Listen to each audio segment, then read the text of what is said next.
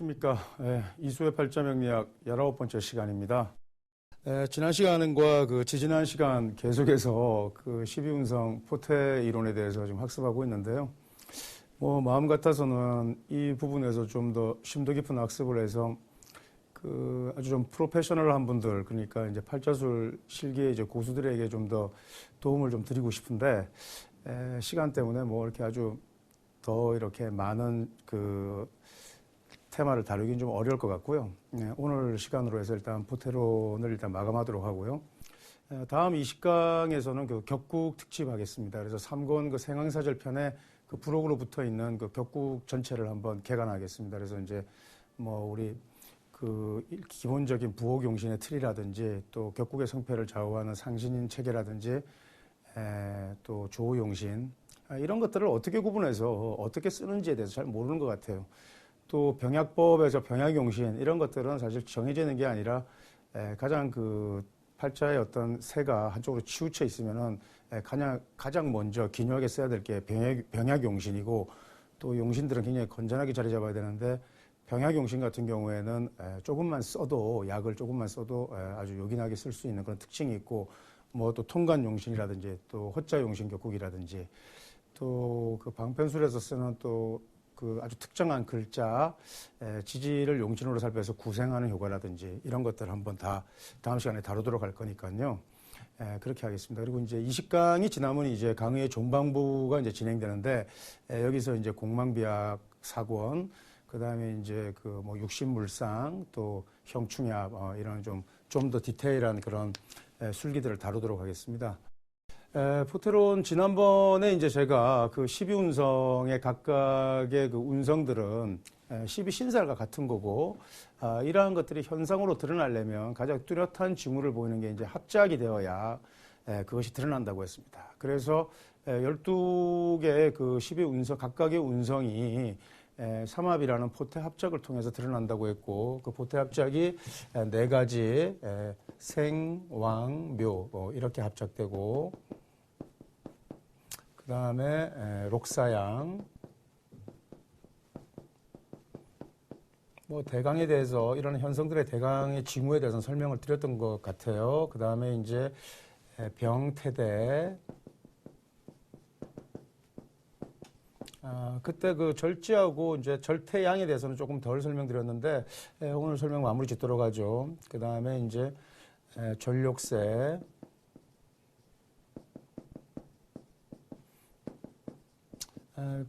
이제 절지에서는 아까 이제 단절되는 현상이 나타난다고 했죠.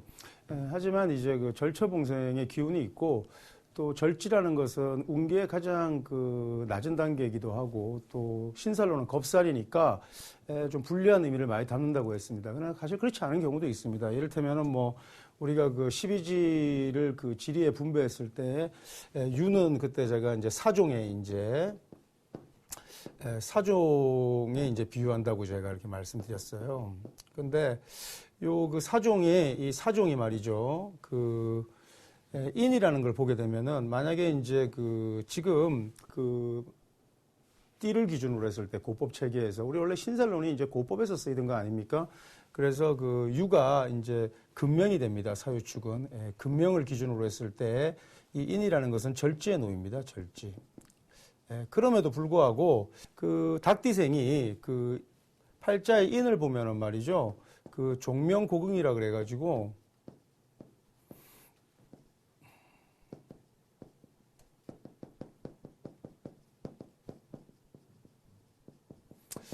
종소리가 계곡에 이렇게 넓게 아주 깊이 이렇게 잘 퍼지니까 아주 기명이 됩니다. 그러니까 이렇게 절지 같은 게 있어도 기명이 되는 것은 금명에서 볼 때는 인목이 큰 편재, 재물이기도 하고요.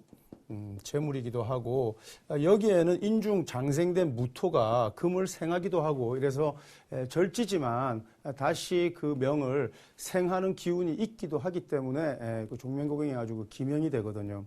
그리고 이제 이 절이라는 것은 기본적으로 내가 성운에는 재를 겁탈해 오고, 또 불운에는 이제 재를 겁탈당하게 되는 거죠. 그래서 이제 현상에서는 차압이라든지 뭐 압류된다든지 이런 이렇게 내 이제 재산을 이렇게 이제 빼앗기게 되는 이런 현상들로 나타나죠. 운이 나쁠 때는.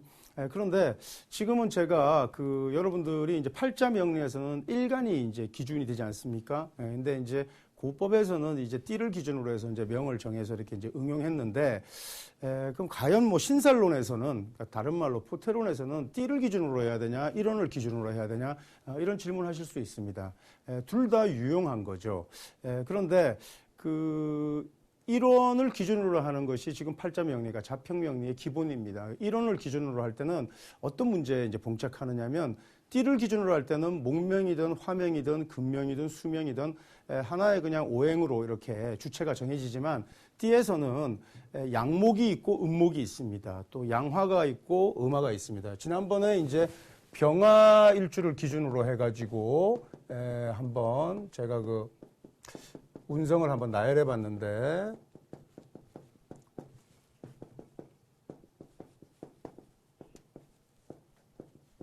이렇게 생, 욕, 대, 록, 왕, 세, 병, 사, 묘, 절, 태, 양 이렇게 했습니다. 그래서 이제 절지 다음에 이제 태지, 이제 완전히 이제 절지 끊어졌다가 다시 이제 새로운 생명이 잉태되는 기운이 나타나죠. 태지는 이 태지가 있으면은 좀 이렇게 그 갇혀져 있는 형국입니다. 태아에서. 그래서 이제 막 임신이 된 상태이기 때문에 좀 위험한 상황이죠. 그래서 갇혀 있기도 이제 갇혀 있는데 이제 내가 낙태가 될 우려도 있고 또 이제 탈태 이제 잘 이렇게 이제 세상 밖으로 나와야 되는데 좀 불안한 그런 성정이 있다라고 제가 말씀드렸죠. 갇혀져 있는 겁니다. 그래서 이제 신살로는 우리가 이제 수옥살이라고도 하는데 요 태지가 있는 경우에는 아직 성분이 이렇게 그러니까 성별이 정해지지 않은 단계라고요. 그래서 이 단계에서는 뭐 예를 들어서 굉장히 사실은 그 성정 자체가 태가 있으면은 아주 순진무구한 그런 속성이 있습니다. 순진무구하기도 하지만 그 다음에 좀 이렇게 그 이간을 시키는 그런 좀 이렇게 못된 속성도 사실은 상존합니다. 그래서 이 태는 병태대 합작을 해서 종교적인 불상을 짓는다고 했지 않습니까? 그래서 그 종교인이나 신앙을 아주 이렇게 그 신앙을 아주 봉신하는 그런 사람들을 보면은 아주 순진무구하고 천진난만한 그런 속성이 있습니다. 하지만은 여기에 사실 좀 말들이 많아요. 그래서 여기에는 사실 이간하고 암투하고 이런 상황들도 많이 나타나는데 사실 팔자명리의 세계로 보면은 그러한 현상들이 사실은 좀 정상적인 상태죠. 여러 형태들이 나타나게 돼 있습니다. 그래서 태가 있고 양이 있는데 이제 요거는 이제 출산이 임박해서 이렇게 이제 그 모태에서 잘 배양되어 가지고 이제 그 이미 이렇게 위험한 단계를 지났죠. 그래서 이 양의 단계에 있으면은 성정도 굉장히 그 낙천적이고요. 또 여기에는 이제 상속이라고 해서 그 상속을 받는 상속 성분이라고 해서 상속성이라고도 하는데 팔자에 이렇게 양이 있으면은 상속을 받기도 하고 그런 성분을 일단 갖게 됩니다. 그래서 요거 이제 천살이라고도 하죠. 이제 천살이 이제 그 만물을 이제 그 신공에 의해서 부양하는데요. 요것은 그 록사양이라고 했습니다. 그래서 사실 사람이 그 양이라는 것은 이렇게 그 신공하고 신공의 의미가 있습니다. 천살이라 그래가지고. 그래서 우리가 이제 기도를 하거나 예를 들어서 우리가 조상을 모실 때는 이렇게 양지, 그러니까 양의 방향으로 조상을 모시고 이렇게 그 제례를 합니다. 이제 예법을 차리고요. 그 다음에 이제 내가 어떤 절대자, 그러니까 천계의 어떤 그 뭐 우주를 주관하는 그런 뭐 하느님이나 하나님에게 우리가 기도를 하고 우리가 그 구원을 청할 때는 이렇게 사지, 그러니까 이제 이렇게 정방이죠, 그죠? 사지의 방향, 그러니까 이걸 이제 육회살이라고 하는데 육회방을 향해서 기도를 하면은 구원을 얻는다고 이렇게 그 전해져 내려오고 있습니다. 그래서 기도를 할 때는 사실은 그 우리가 이제 두드려라 그러면 이제 열리란데 어디를 향해서 두드려야 될지 그게 굉장히 중요한 거거든요. 그래서 자기 명을 기준으로 이건 이제 고법 체계입니다. 그러니까 자기가 어느 띠에 속하는지를 기준으로 해서 그 육회방 사지 방향을 향해서 이제 기도하는 그런 그 방편에 아주 이렇게 그런 고차원적인 그런 단계가 있습니다. 자, 그런데 이렇게 띠를 기준으로 하는 고법 체계에서는 문제가 없습니다만은 그 팔자술에서는 그 일단은 일간이 이렇게 양화일간이 있고 정화일간일 경우에는 전혀 포태가 이렇게 다르게 구성됩니다. 운성이. 십간을 우리가 십간을 그 지리에 우리가, 이제 천문에 우리가 분배했을 때, 이것은 우리가 별에 비유한다고 제가 말씀드렸어요. 이거는 이제 태양에 비유하죠. 별에 비유하는데, 해시에 가장 그 별들이 총총 빛난다고 했습니다. 그래서 해가 태지가 됩니다. 태지가. 그리고 이 역행합니다. 이 태기는 역행하죠. 우리 양간은 순행합니다. 그래서 양순음역입니다. 그래서 양의 글자는 순행하고요. 음의 글자는 역행합니다. 그래서 역행하는데 이렇게 태, 양 이렇게 정해집니다. 생, 욕, 대, 록. 전혀 다르죠. 왕, 새, 병, 사. 자, 이렇게 보니까 양간이 생하는 자리에서 음간은 사합니다. 죽습니다. 그래서 양생음사의 원칙이라는 게 이제 법칙이 일단 있죠. 그다음에 죽은 다음에는 다시 묘지에 들고 그다음에 이제 절지에 놓입니다. 요렇게. 그래서 양이 생하는 자리에서 음은 사하고 또 뭐 양이 사하는 지점에서 음은 이렇게 생합니다. 이런 이제 그 음양이 이제 다른 이제 성질이 있는 거죠. 이런 그 포테론에서 그 심요첨은 그 이런 그 음생양사의 법칙을 몹시 그 중시해서 그것이 옳다 했고, 사실 근대 이제 설화고에 오면은 굳이 이런 음양 포테를 구분할 수 필요가 있느냐, 이걸 이제 양포테라고 하고 음포테라고 한다면은 오행포테가 맞는 것이다 이렇게 얘기했어요. 근데 사실 이제 사실은 포테술에서는 음양을 반드시 구분해야 됩니다. 그 음생양사의 법칙이 옳은 거죠. 그런데 심요첨이든 또 진수함이든 또 설화고든 모든 명리의 대가들이 이것이 음생양사의 법칙이 옳냐 거르냐 이런 걸 가지고 서로 다른 견해를 나타냈지만 실제로 그것을 가지고 실전 술기에서 제대로 쓰지 못했다는 겁니다. 예를 들어서 이런 거죠. 예를 들어서 병화일간이 유에서 6월에 병화일간이 나면은 유에서는 병일간이 사하지 않습니까? 그러니까 사하기 때문에 전혀 힘을 얻지 못하죠. 그러면은 이거 신이 예를 들어서 신세한 겁니다. 그런데 병화일간이 4월이나 5월에 났다고 하면 등령하고 통근하고 뿌리도 얻었으니까 신앙한 겁니다. 마찬가지로 정일간도 4월이나 5월에 나면은 각각 로강지를 얻었기 때문에 신앙한 겁니다. 그런데 인월에 병화일간이 나면은 여기서 통근하고 장생, 생의 기운을 얻어서도 신앙하다라는 표현을 씁니다.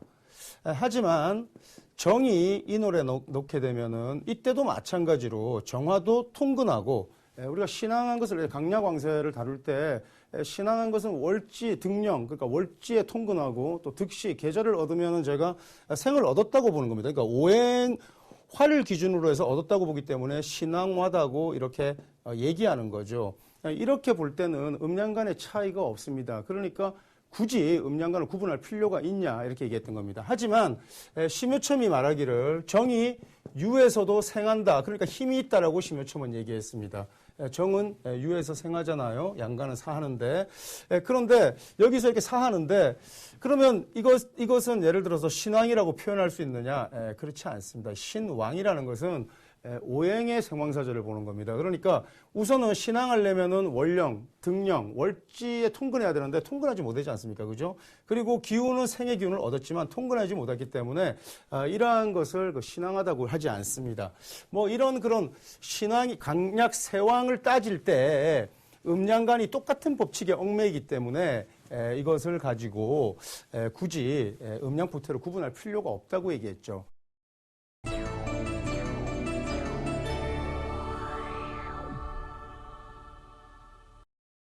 심유천 같은 경우에는 격국의 성패를 좌우하는 상신이 힘이 있냐 없냐를 그 생황사절 음푸태를 적용했기 때문에 뭐 유용하다 이렇게 얘기했지만 사실은 그렇기 때문에 음푸태가 유용한 게 아니고요. 이 음푸태는 음푸태대로 똑같은 그런 합작을 짓습니다. 예를 들어서 왕이 있다 그러면 사유축이니까 왕생 묘, 그러니까 생왕묘가 약간 바뀌었죠. 그래서 왕생묘 합작을 짓는데 똑같이 팔자에 우리가 그 실전술기에서 어떤 현상을 우리가 이제 추리해낼 때 반드시 음포태는 음포태대로 적용하는 법이 있습니다. 그래서 음포태나 양포태를 가리지 않고 그냥 일반적으로 오행을 가리는 것은 팔자에 우리가 강약세왕을 따질 때는 오행포태를 쓰죠. 그 다음에 또 입고설이 있습니다. 예를 들어서 해묘미, 여기 다 이게 묘지입니다. 요 묘지의 글자에는 그 묘지에는 이것이 이제 고장지라고 하지 않습니까? 그래서 목기가 여기에서 입고되는 겁니다. 입고 또는 입묘 이런 말 씁니다. 그래서 땅속으로 들어가는 거죠. 또 인호술에서는 화의 글자가 이쪽으로 입고됩니다. 그래서 이것은 갑목이든 을목이든 상관없이 이렇게 입고됩니다. 그러니까 입고설에서는 우리가 입고설에서는 오행포태를 씁니다. 음양간을 굳이 구분하지 않는 거죠. 그래서 이때는 우리가 그 오행포태, 이때는 우리가 이제 오행포태를 쓰고요.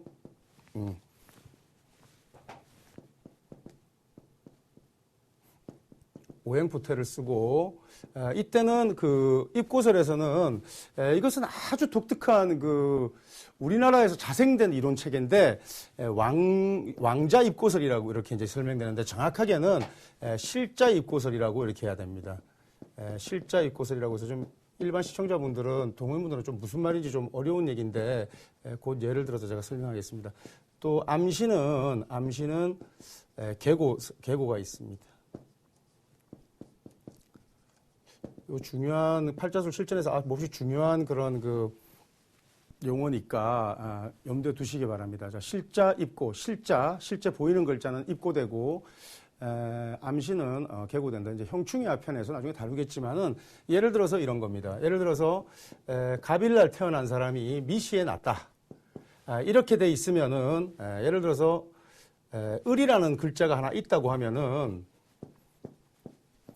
이 사람은 같은 목에 동기가 있으니까 형제가 있는데 여기에 목에 고지가 하나 있습니다. 그러면 요 글자를 우리가 형이나 충으로 할 때 이렇게 실자, 드러난 글자는 이렇게 입고되게 되어 있습니다. 그러니까 이미 팔자를 펼치는 순간 먼저 세상을 떠난 형제가 있는 것을 금방 알 수가 있습니다. 또 다른 예로 만약에 이 사람이 여잔데 예를 들어서 갑술일에 태어났다고 합시다. 갑술일에 태어났으면 이미 여기에 화의 고지입니다. 화. 요거는 이제 식신의 고지 아닙니까? 목생화니까. 근데 그냥 요렇게 있는 거 가지고 우리가 여자의 식신은 자식인데 자식을 잃었다 이렇게 보는 게 아니라 이렇게 병화라는 글자가 드러났을 때, 실자로 드러났을 때, 이미 자식과 이별하고 자식을 먼저 보낸 자식이 있다. 또는 산액. 그러니까 자식을 유산하거나 이런 자녀가 있다는 것을 금방 알 수 있습니다. 그런데 여기에 만약에 이 사람이 또 갑이 있고 예를 들어서 술시에 났는데 화의 글자를 전혀 찾을 수 없고 이렇게 돼 있으면은 이 글자를 충격할 때 축술형이나 또는 뭐 진술충으로 충격하게 되면은 여기서 화토동법이잖아요. 그러니까 화와 토의 글자가 오히려 이렇게 계고가 됩니다. 계고가 되는데 이 토의 글자는 목기운의 글자에서 볼 때는 그 재물이 되죠. 그래서 오히려 횡재의 기운이 있는 겁니다. 오히려 재물을 보는 거죠. 그러니까 드러나 있었으면은 제가 입고되어 가지고 재물의 산실 이런 게 이제 실자 입고가 되겠는데 팔자의 그 고지의 글자가 드러나 있지 않으면 이때는 오히려 발제하는 그런 좋은 현상을 보게 되죠. 그러니까 길한 현상을 보게 되는데 이 실자 입고설과 이 암신 계고설 이것은 그 국내 그 역학 풍토에서 자생된 이론입니다. 몹시 훌륭한 거죠. 그래서 뭐 이런 고서에는 이런 잡기 재관 이런 거에 대한 어떤 설명들이 굉장히 추상적이고 자세히 설명되어 있지 않은데 실제 현상에서 이러한 것들을 우리 선학들이 잘 정리해 줘서 후학들이 아주 이렇게 요긴하게 술수해서 쓰고 있다는 점도 한번 인식하시기 바랍니다. 자, 이렇게 그 음포태와 양포태를 나누는 법수가 있고 또 오행포태만 일괄적으로 적용하는 법수가 있습니다. 하지만 이제 포태 술기를 실전에서 쓰려면 음포태와 양포태를 철저하게 이제 가려서 쓰는 법수가 있습니다. 그래서 이 부분은 그 생황사절 교재에서는 제가 자세히 다루지 않고 있습니다만은 그래도 이제 이 시청자분들 중에 또 그 강호에서 이제 뭐 좀 그 프로 역술인도 있을 겁니다. 또 이제 한참 이제 학습이 진전되어서 이런 포태물상의 어떤 술수책에 그 관심을 가진 이들도 적지 않기 때문에 제가 그 포태술 그러니까 12운성법을 보는 방법에 대해서 학습을 일단 그 해야 될 것 같아요. 그 원래 이제 12운성법은 그 일본에서 좀 이제 발전되었는데 그 미키 쇼잔이라고 해서 그 운성 봉법이죠. 그러니까 일반적인 봉법을 가지고 이렇게 단편적으로 설명한 게 답니다. 그러니까 뭐 교재에 따로 이렇게 운성을 다루고 이런 게 없었죠. 그러나 사실은 운성을 보는 것은 4가지 방법이 있습니다. 이 방법에 대해서 지금부터 그 교재에 있지는 않지만 제가 설명드리겠습니다. 참고할 교재는 그 제가 그 2000년대 그 중반경에 쓴 포태진기라는 저술이 있고요. 또 근래에 나온 팔자술 종결이라는 책이 있는데 그 책을 보면 여러분 포태술에 대해서 좀 더 그 방대한 그런 지식을 여러분들이 그 확인하실 수 있을 것 같아요. 학습하고요. 자, 예를 들어서 어떤 사람이 정축일 날 태어났다고 합시다. 자, 정축일 날 태어났다고 하면은 자, 어떤 곤명 여자라고 합시다. 이렇게 보는 겁니다. 자, 포태를 가지고 이 사람을 바로 이 사람의 어떤 현상을 일단 읽어냅니다. 자, 이 정은 축에서 묘지에 놓입니다. 묘지에 놓입니다. 그러니까 일단 임묘지가 됩니다. 자, 여기 보시면은 정화는 축에서 묘지에 놓이죠. 이제 가급적 나중에 이제 익숙해지면 외우시는 게 좋겠죠.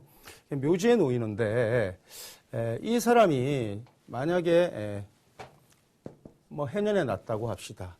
그러면 정은 해에서 볼 때 태지에 놓을 겁니다. 이렇게요. 그죠? 이런 식으로 각각 지지별로 이렇게 일간을 기준으로 해서 포태를 이렇게 우리가 적는 것을 운성 뭐라고 하냐면은 봉법이라고 합니다. 봉법. 일단 1번 봉법입니다. 봉법이 일단 기초가 됩니다. 그러니까 우리가 육친궁에서 요 자리, 그러니까 연지, 월지, 일지, 시지에서 금묘하실 이론, 그러니까 금묘하실로 볼 때 이쪽이 배우자궁이 됩니다. 그러니까 배필궁이 되죠. 그러니까 배우자궁이 되는 것을 육친궁이라고 합니다. 여자의 그 배우자는 원래 관성 아닙니까? 그죠? 관성인데 그것은 육친성이라고 하고 이렇게 일지는 배우자의 자리니까 배우자의 궁이라고 합니다. 자, 그 다음에 요 축중에 보면은 말이죠. 축중에 보면은 개신기가 있습니다.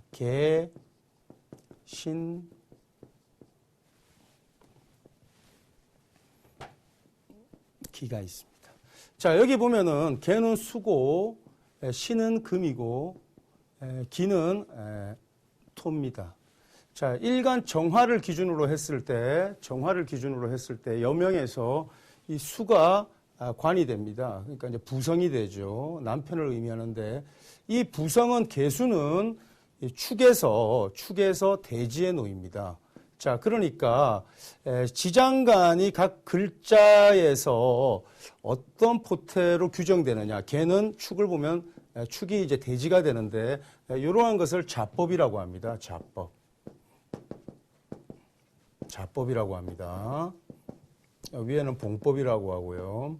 자, 이렇게 이 사람의 육친궁과 육친성을 살펴가지고 이 사람의 이 여자의 배우자의 동향을 일단은 살필 수 있는데 자, 한번 보시죠. 자, 정축일에 태어난 여성은 남편이 첫째 일단은 묘궁에 놓여 있습니다. 묘궁에. 그래서 일단은 침잠에 있는 거죠. 갇혀 있는 겁니다. 이 남자는 갇혀서 생활합니다.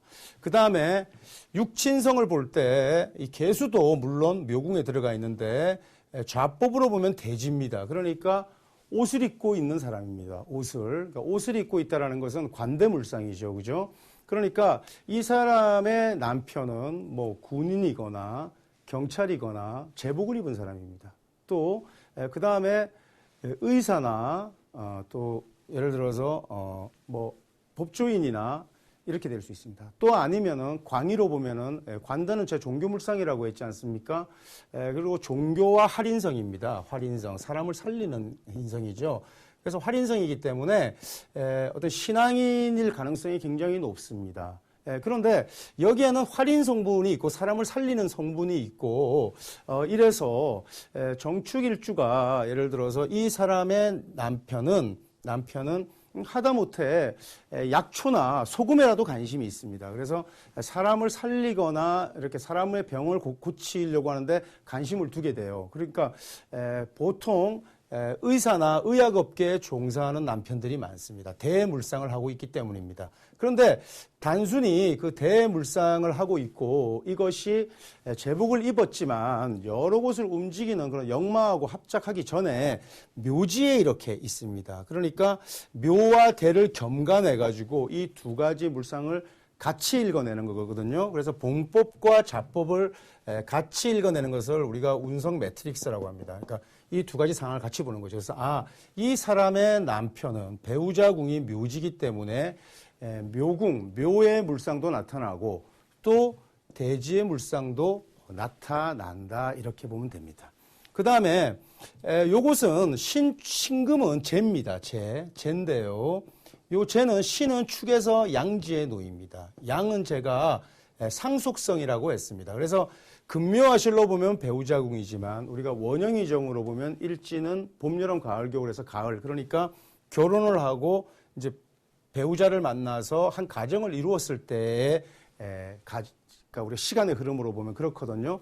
그러니까 이 여성이 결혼을 하고 나서는 재물이 잘 이렇게 늘어나고 그 다음에 양은 상속성이라고 그랬습니다. 그러니까 재물 상속받는 재산이 있습니다. 그러니까 이 정축일주의 여자들은 기본적으로 재산이 있습니다. 재산이 있고요.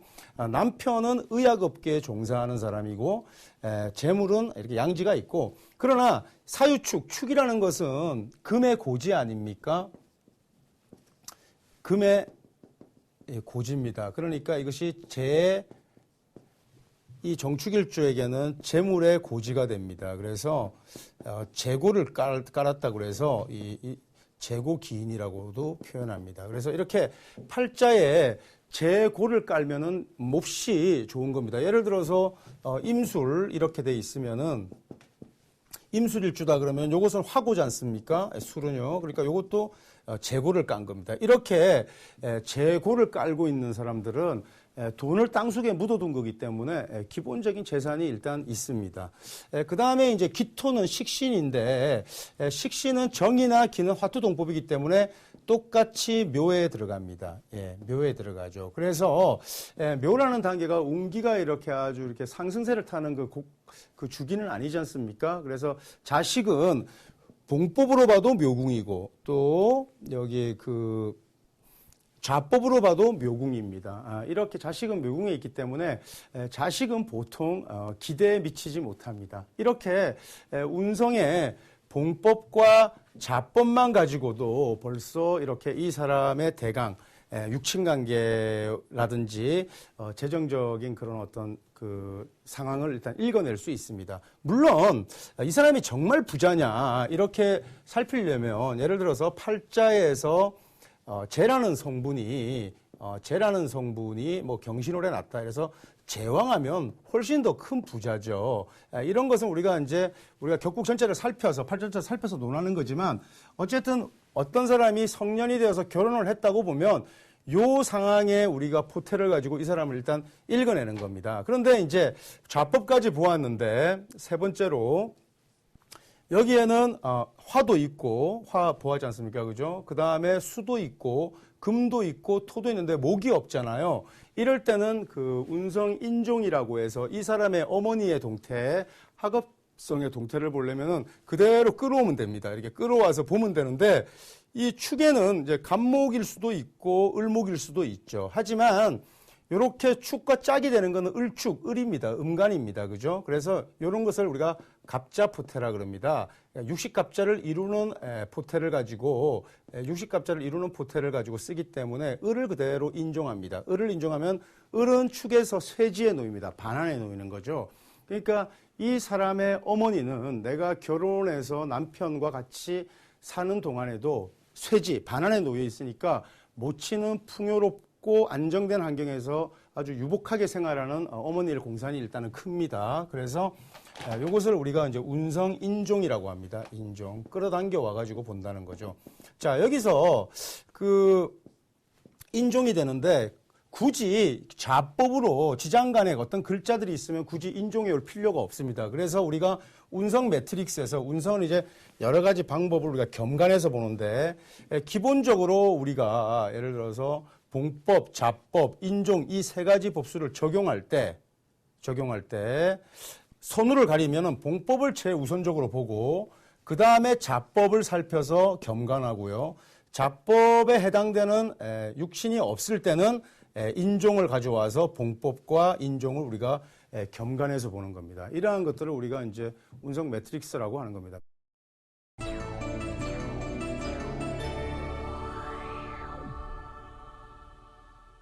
어쨌든 우리가 포태술에서 매트릭스로 볼 때 이렇게 되는 거죠. 여기서 축에 예를 들어서 인수, 그러니까 모치는 우리가 이제 학파에서는 갑을 이렇게 인종하지 않고 짝을 짓는 육갑으로 짝을 짓는 을을 가지고 오는데 을축은 쇠입니다. 쇠. 그러니까 반환이니까 모친이 풍요롭고 안정된 환경에 있지만 이때도 쇠만 보는 게 아니라 묘를 기본으로 해서 보니까 인묘라는 것은 움직임이 정지되어 있는 거잖아요. 그러니까 어머니가 풍요로운 환경에 있지만 몹시 활발하게 다니는 그런 모친은 아니다라는 것을 일단 알 수 있는 겁니다. 그리고 재는 고지에 들어갔기 때문에 모친보다는 부친이 먼저 돌아가셨을 가능성이 훨씬 높습니다. 그래서 이렇게 봉법, 자법, 인종을 가지고 여기에서 육친 상황을 우리가 금방 파악할 수 있고요. 또 이 사람이 축시에 났다고 하면은 축의 운성 매트릭스를 가지고 이 사람의 노년기에 육친이라든지 재간이 어떻게 변동되는지를 순식간에 살필 수 있습니다. 물론 연습이 돼야죠. 뭐 개가 축을 보면은 관대다, 신이 축을 보면 양지에 놓인다 이런 건데 이런 것은 이제 조금씩 익숙하게 이제 연습하고 이제 뭐 반복하다 보면은 익숙해집니다. 그래서 이런 포태수를 가지고 예를 들어서 정축일에 태어난 물론 정축일에 태어난 여성이 몹시 많을 텐데 이 사람의 빈부귀천이 일률적이지는 않습니다. 하지만 공통된 속성이 나타나는 거죠. 그러니까 귀격이든 천격이든 막론하고 이렇게 재고를 깔았다라는 것은 그 사람이 기본적으로 모은 재산이 있다라는 것을 금방 파악할 수 있고요.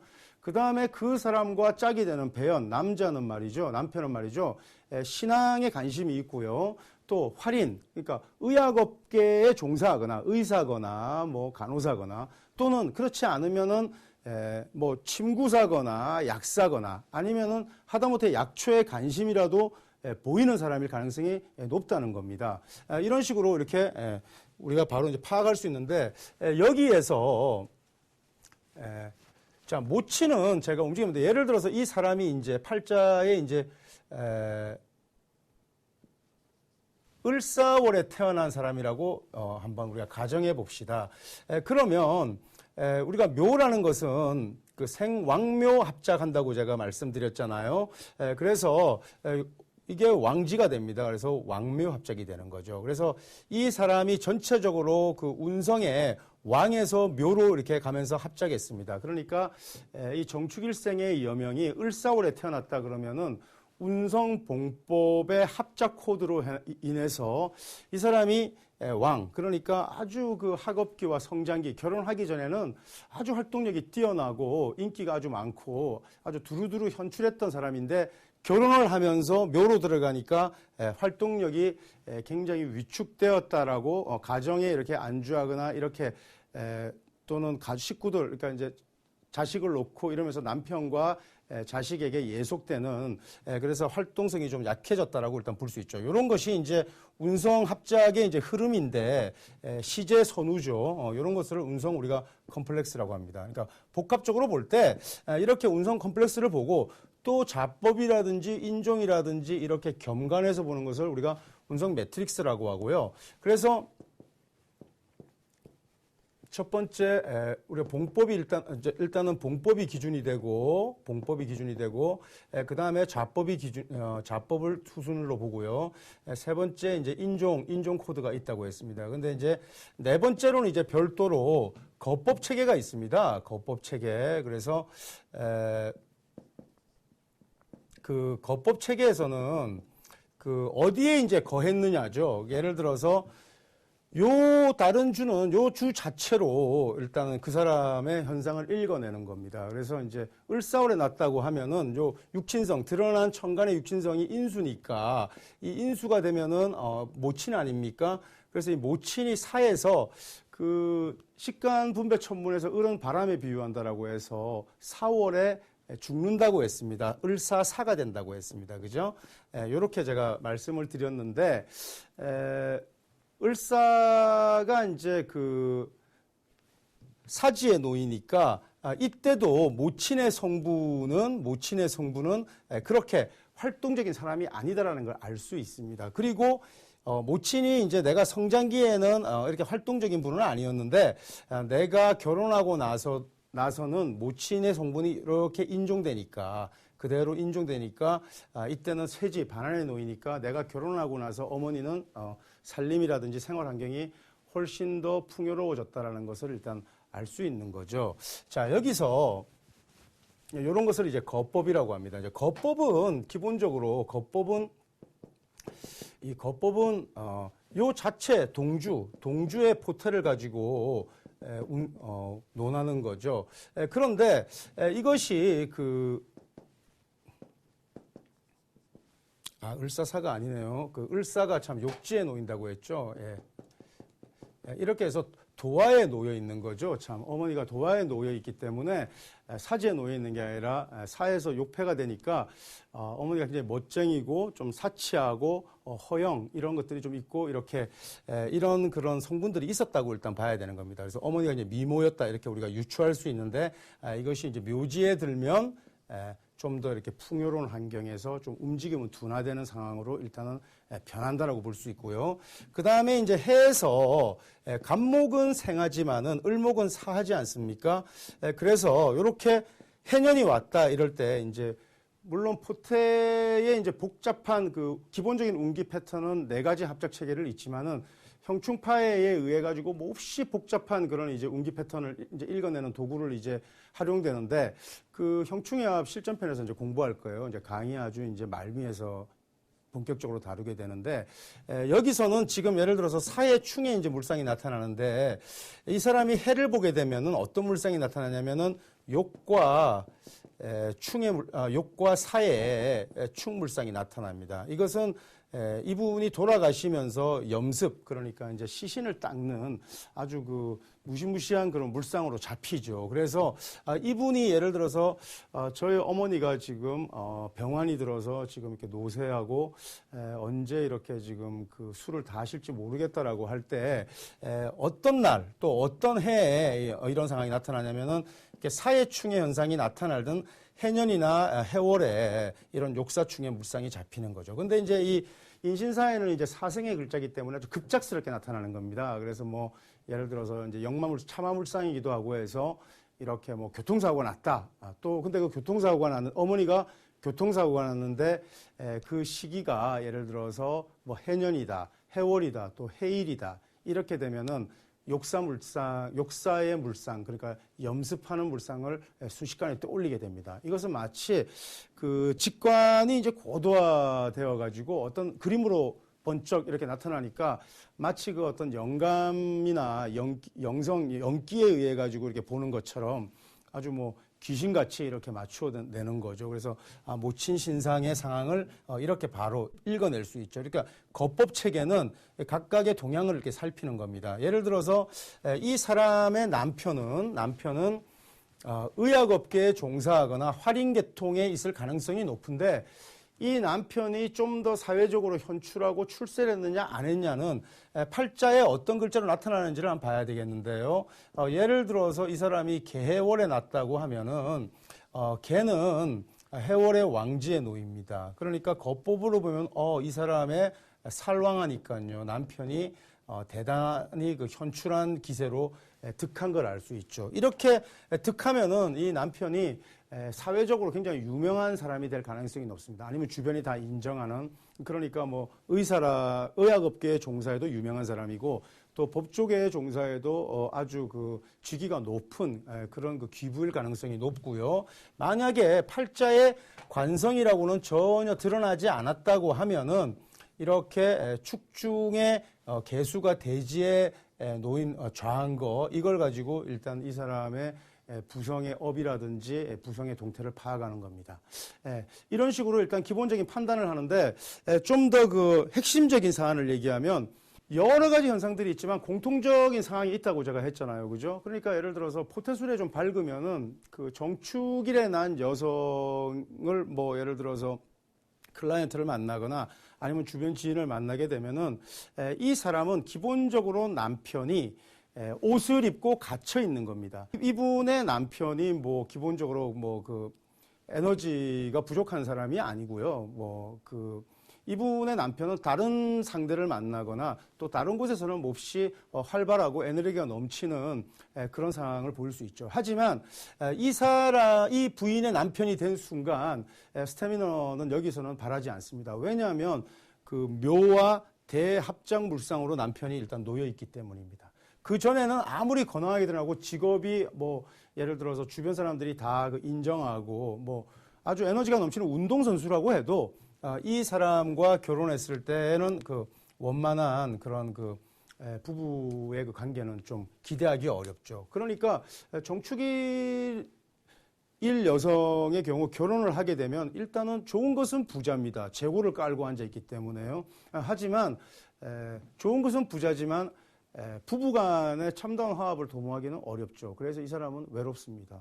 돈은 많지만 외로워요. 그러니까 이런 공통적인 특징이 바로 나옵니다. 그래서 순식간에 그 포태물상으로 일단 알 수 있죠. 근데 이렇게 재고지를 갖고 있는 것은 좋은 겁니다. 일단 그 사람이 부자일 가능성이 높고 부자를 암시하지만 재고가 아니라 관고가 되면은 몹시 곤란합니다. 예를 들어서 여명의 남편은 관인데요.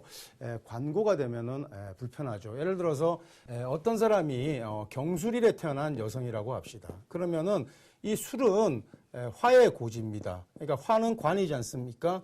이것은 이미 부성, 그러니까 남편이 이미 이제 그 남편이 이렇게 임묘되었다고 그래가지고 이렇게 이 사람의 남편이 이렇게 드러났다고 해도 충격할 때 실자는 입고되니까요. 이때 남편을 잃게 되죠. 그래서 어떤 형태로든지 좀 심하게 얘기하면 가부지상이라고도 하는데 뭐 이게 경술에 태어난 여성이 뭐 개강일주 그래서 이게 아니라 이렇게 기본적으로 관고를 깔고 있기 때문에 남편을 이미 저세상으로 보냈을 가능성이 높은 겁니다. 그럼에도 불구하고 경술일에 태어난 여성들이 전부 다 과부는 아닙니다. 또 독신도 아니에요. 남편하고 잘 사는 경우도 있거든요. 이 경우는 남편이 기본적으로 무력한 양상을 띠어야 부부가 해로할 수 있게 됩니다. 그러니까 남편이 아주 유력하지 않고 무력한 경우에 이렇게 관고를 깔고 앉아 있으면 자자관고라고 하는데 무력한 경우에는 부부 생활을 유지할 수가 있죠. 뭐 이런 식으로 재고는 좋습니다만은 관고는 좋지 않습니다. 그래서 뭐 요 정도로 제가 포태 강의를 일단 마무리하고요. 그래서 물론 교재에는 없습니다만은 이렇게 봉법이 있고 자법이 있고 또 인종법이 있다. 이러한 것들을 그대로 그냥 바로 겸간해가지고 봉법을 베이스로 해서 이런 매트릭스법을 적용해서 육친이라든지 뭐 육신의 상황들을 우리가 동태를 한눈에 찍어내고 또 세월이나 대운이나 뭐 이렇게 운에서 오는 글자와 합작될 때는 운성 컴플렉스죠. 그러니까 합작을 통해 가지고 그 사람 주체의 어떤 주변 상황의 변화를 이렇게 읽어내는데 이런 그 포태를 가지고 그 팔자의 현상을 순식간에 읽어내는 그런 기법이 있다. 그리고 이제 포태 개론이나 원론에 대해서는 여러분들이 교재를 좀 읽어가시면서 이렇게 이해를 구하기 바랍니다. 다음 시간에 뭐 아까 예고해드린 대로 이제 격국 특집이 있는데 격국 특집은 굉장히 중요하죠. 예전 강의에서 제가 격국에 대해서 제가 좀 이렇게 개론적으로 좀 장황하게 설명했던 적이 있습니다. 그래서 그 동호인들이 좀 이렇게 격국에 대해서 설명을 다시 좀 해달라고 요청이 많이 와서 제가 다음 시간에 그 격국을 집중해서 다룰 겁니다. 물론 격국을 다루려고 하니까 양이 많습니다. 그래서 다음 주 시간도 제가 좀 스피디하게 여러분 강의하게 될 것 같습니다. 자, 다음 시간까지 안녕히 계십시오. 감사합니다.